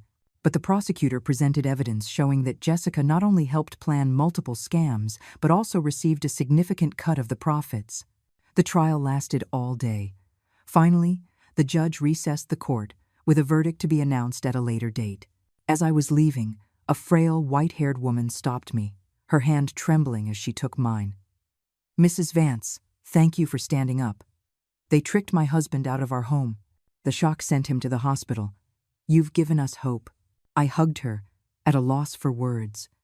There were too many victims like her, and there was only so much I could do. When I got home, Maya was already in the kitchen, the house filled with the aroma of her cooking.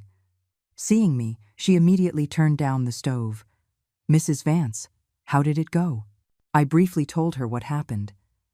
"Jessica got what she deserved," she said indignantly. Then she hesitated. Will this affect Kevin?" The prosecutor said he wasn't directly involved in the company's other scams, but as for my case, I sighed. "We'll have to see." After dinner, Maya mysteriously handed me an envelope. "Mrs. Vance, I want you to see this." Inside was an old photograph of Maya with a young woman. "This is my mother," Maya said softly. She passed away when I was 5. My dad said her biggest regret was not being able to take care of my grandmother. I looked closely at the woman in the photo and saw the strong resemblance to Maya, Mrs. Vance. Maya's eyes were red. You know why I've been trying to help you? It's because you remind me of my grandmother. My dad said that when she passed, she was still clutching a picture of my mom. My own tears started to fall. So that was the story behind this sweet girl's kindness. Oh, you silly child. I hugged her as if she were my own daughter. We talked late into the night. Maya told me stories of the mother she barely remembered, and I shared memories of raising Kevin.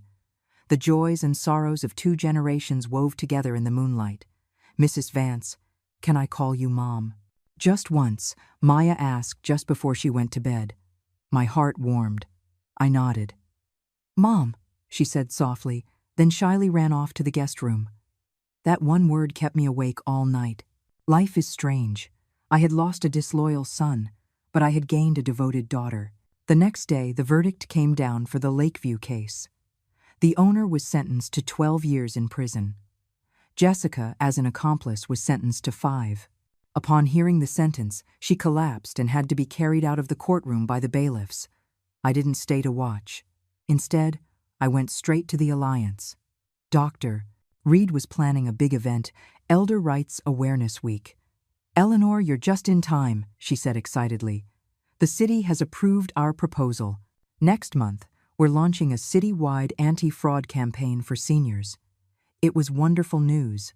We immediately dove into the preparations, designing brochures, contacting media, training volunteers. It was exhausting but fulfilling work. During a lunch break, my phone rang. It was an unknown number. The caller identified himself as an employee at the state correctional facility. Miss Vance? Your daughter-in-law, Jessica Vance, is requesting a meeting with you. She says she has something important to tell you. I was stunned. What is it? She wouldn't say, only that it's about your son. After much hesitation, I agreed to see her. The next day, in a cold, sterile visiting room, I faced Jessica through a glass partition. She wore an orange jumpsuit, her face pale, but the bitterness in her eyes was gone. Mom, she started crying as soon as she spoke. I'm so sorry. I said nothing, waiting for her to compose herself. I need to ask you for a favor, she said, biting her lip. It's about Michael. My parents are too old to care for him. And Kevin, he can't manage on his own. My heart clenched. You want me to take care of my grandson? She nodded, tears streaming down her face. I know I have no right to ask, but Michael is innocent. He cries for his grandma every day. I closed my eyes, my grandson's sweet, smiling face appearing in my mind. Whatever wrongs the adults had committed, the child was indeed innocent. I'll consider it, I finally said. On one condition. Anything. I'll agree to anything, she said eagerly. Tell me the truth. I looked directly into her eyes. You and Kevin, how did it come to this? Jessica was silent for a long time before she finally spoke. At first, I just wanted a better life. Kevin's salary wasn't enough, and I liked expensive things. Then I met the owner of Lakeview. He said he had a surefire investment. As she spoke, a chilling truth emerged. From small personal loans to the grand real estate scam, Jessica and Kevin had sunk deeper and deeper into a swamp of greed. My house was just one of their many targets. Did Kevin know it was illegal? I asked, my voice trembling. Later on, he did. Jessica lowered her head. But by then, we were in too deep. We owed so much money to loan sharks. Leaving the prison, my heart was heavy as lead. Was my son's life ruined? Would my grandson essentially become an orphan? When I got home, I called Kevin. He took a long time to answer, his voice hoarse. Mom, Jessica was sentenced to 5 years, I said directly. There was a pause. I know. I was just at the courthouse. She asked me to take care of Michael. Another silence, then a suppressed sob. Mom, would you? I know I have no right to ask, but Michael... Bring him here tomorrow, I interrupted. As for you, we'll talk another time.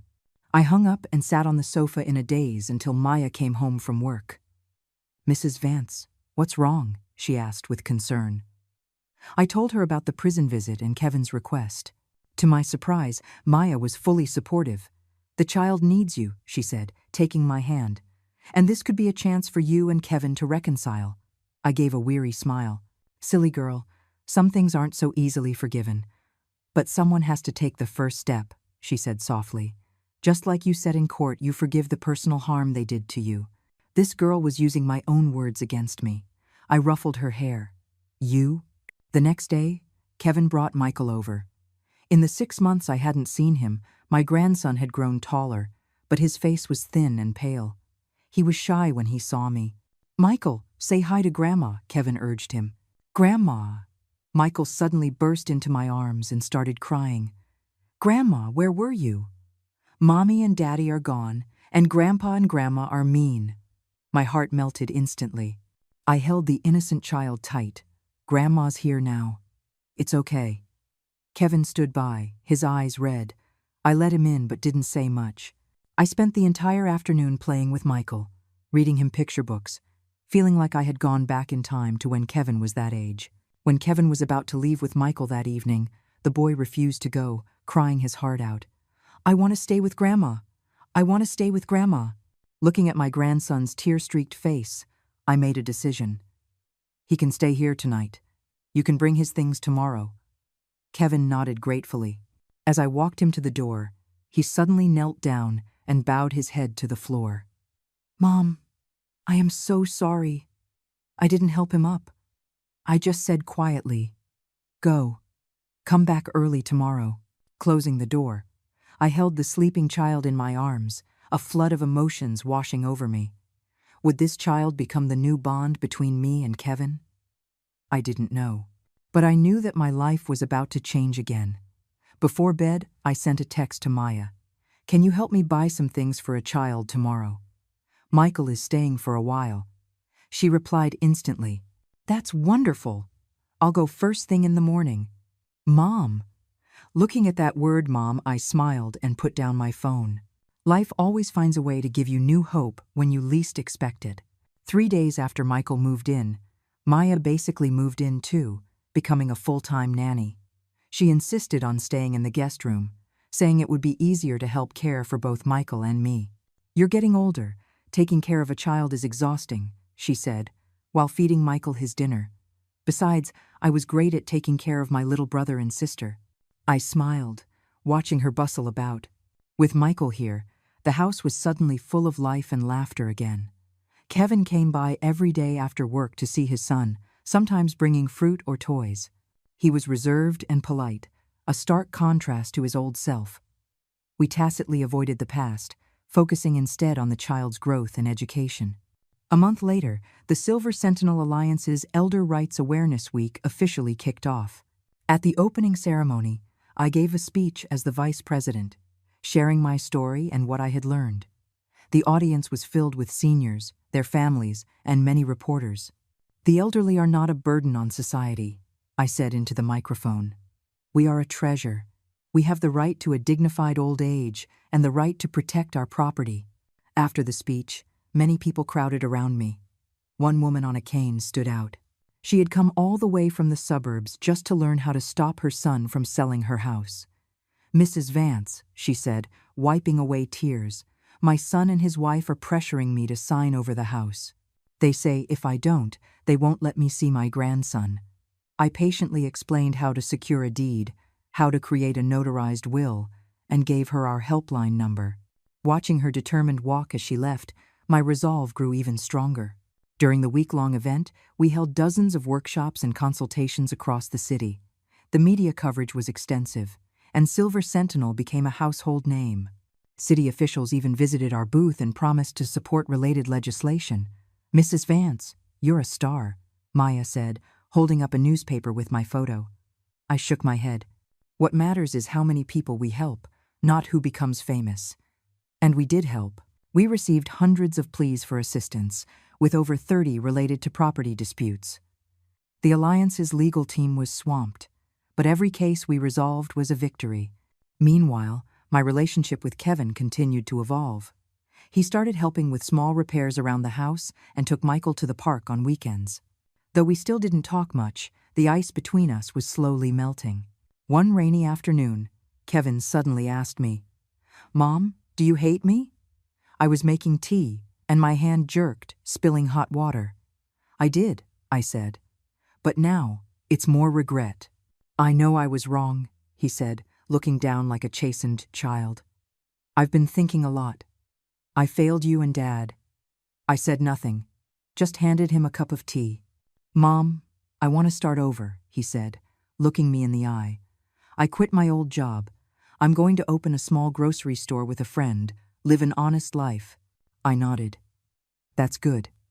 Could you lend me some startup money?" he asked cautiously. "I'll sign a promissory note. I'll pay it all back." In the past, I would have agreed without a second thought. But now, I had learned to be cautious. "Kevin, for money, you should go to a bank. If you have a solid business plan, they will give you a loan." His face flushed, but he didn't argue. "You're right. I'll try." Watching his disappointed figure leave, I felt a pang of sympathy but stuck to my principle. True love isn't about unconditional giving. It's about helping someone stand on their own 2 feet. To my surprise, 2 weeks later, Kevin actually secured a small business loan.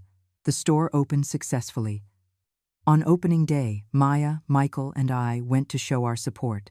It was a small store, but seeing Kevin busy and energetic, I saw a glimpse of the son I used to know. "Mom, look, I stocked your favorite jasmine tea," he said, pointing to a shelf. That small detail made my eyes well up. He still remembered. "On the way home," Maya said, "Mrs. Vance, Kevin has really changed." "Yes," I sighed. "I hope this time it's for real." Before we knew it, it was time for Michael to start preschool. We chose a public school close to home. On his first day, he cried and clung to my leg. "Grandma, don't go." "Michael, be a good boy," I said, crouching down to wipe his tears. "Grandma will be back to pick you up this afternoon. There are lots of friends and fun toys here." After much coaxing, the teacher finally got him into the classroom.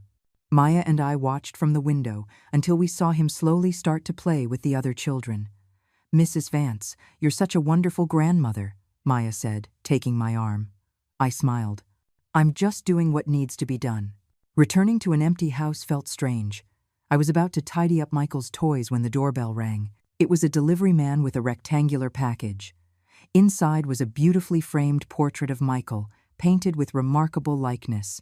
A card was attached. "To the best grandma, forever your loving Michael." P.S. Dad helped me pick this out. The tears came instantly. This would become the most precious decoration in my living room. When I picked Michael up that afternoon, he proudly showed me his artwork, a crayon drawing with the word Grandma scrawled on it. "Teacher said mine was the best," he announced. I kissed his cheek. "You're amazing, Michael." Life settled into a peaceful, fulfilling rhythm. My work at the Alliance, Michael's childhood, Kevin's recovery, Maya's companionship, my life was full. Jessica occasionally wrote from prison to ask about Michael. I always replied in detail, enclosing photos. Whatever she had done, she was still his mother. A year later, the Alliance celebrated its first anniversary. We rented a small hall and invited all our members and the people we had helped. Dr. Reed announced great news. Our Home Guard project had won a state-level award for excellence in public service. "This award belongs to all of us," Dr. Reed said emotionally, "especially to our Vice President, Eleanor Vance. Her courage is an inspiration to us all." Amid thunderous applause, I stood on the stage, looking at the sea of silver-haired faces, my heart full. Over the past year, we had helped hundreds of seniors, stopped dozens of scams, and even contributed to the passage of 2 local ordinances. After the ceremony, I took Michael and Maya to Kevin's store. He had closed early to cook a celebratory dinner for us. "Mom, congratulations," he said, raising his glass of juice. "I'm so proud of you." Michael mimicked his dad, raising his little cup. "Cheers to Grandma." 4 glasses clinked in the air. In that moment, I realized that despite everything, I was lucky. I had a loving daughter in Maya, a son who was trying to be better, a wonderful grandson, and a community of like-minded friends. That night, after putting Michael to bed, I stood on the balcony, my husband's photo beside me. "Robert," I whispered, "I'm doing well. You can rest easy." A gentle breeze carried the scent of jasmine. I knew that was his reply.